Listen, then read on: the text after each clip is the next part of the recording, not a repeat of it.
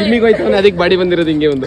Hello guys, ಎಲ್ಲರಿಗೂ ನಮಸ್ಕಾರ. ನಾನು ನಿಮ್ಮ ಆಲ್ ಇನ್ ಒನ್ ಕನ್ನಡಿಗ ಸುದರ್ಶನ್ ಮಾತಾಡ್ತಾ ಇರೋದು. ಸೊ ಇವತ್ತು 6 ಗಂಟೆಗೆ ಎದ್ದೆ, ಬಟ್ ಆದರೆ ಯಾವುದೇ ರೀತಿ ವಿಡಿಯೋ ಮಾಡಲಿಲ್ಲ, ತಲೆ ಬಿಸಿಲಿ. ಐ ಮೀನ್ ಫುಡ್ನ ಪ್ರಿಪೇರ್ ಮಾಡ್ಕೊತಾ ಇದ್ದೆ. ಅದಕ್ಕೋಸ್ಕರ ಮಧ್ಯಾಹ್ನದ ಫುಡ್ ಇದಾಗಿತ್ತು, ವೆಜಿಟೇಬಲ್ಸ್ ವಿತ್ ಬ್ರೌನ್ ರೈಸು. ಇದನ್ನೆಲ್ಲ ತಿನ್ಕೊಂಡು ನಾನು ವಾಪಸ್ ಕ್ಲಾಸ್ಗೆ ಹೋಗ್ಬೇಕು ಅಂತ ಹೋಗ್ಬೇಕಾದ್ರೆ ಎ ಸೆಕ್ಷನ್ ಅವ್ರಿಗೆ ಯಾರಿಗೂ ಕ್ಲಾಸ್ ಇಲ್ಲ ಅಂತ ಖುಷಿಯಿಂದ ವಾಪಸ್ ಮನೆಗೆ ಹೋದ್ರು.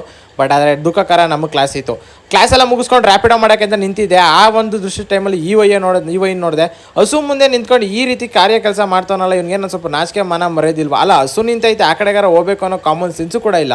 ಅದಾದಮೇಲೆ ಸ್ವಲ್ಪ ಹೊತ್ತು ರ್ಯಾಪಿಡೋ ಎಲ್ಲ ಮುಗಿಸ್ಕೊಂಡು ಒಂದಷ್ಟು ಟೈಮ್ ಆದಮೇಲೆ ನನ್ನ ಟೈಮ್ ಪ್ರಕಾರ ನಾನು ಇವತ್ತು ಫಸ್ಟು ವೆಜಿಟೇಬಲ್ಸ್ ತಿನ್ನಬೇಕಾಯಿತು. ತಿನ್ಕೊಂಡೆಲ್ಲ ಆದಮೇಲೆ ವರ್ಕೌಟ್ ಮುಗಿಸ್ಕೊಂಡು ವಾಪಸ್ ಮನೆಗೆ ಬಂದಮೇಲೆ, ಐ ಮೀನ್ ರೂಮಿಗೆ ಬಂದಮೇಲೆ, ನಾನು ಇವತ್ತು ಡೈಲಿ ರೊಟೀನ್ ಪ್ರಕಾರ ಒಂದು ರೋಟಿ ಮತ್ತು ಚಪಾತಿ ಇತ್ತು. ರೋಟಿ ಮಾಡಿಕೊಂಡೆ, ಬಟ್ ಸೊಪ್ಪಿನ ಪಲ್ಯ ಮಾಡ್ಕೊಳಕ್ಕಾಗಲಿಲ್ಲ, ಬಿಕಾಸ್ ಸೊಪ್ಪು ತಂದಿರಲಿಲ್ಲ.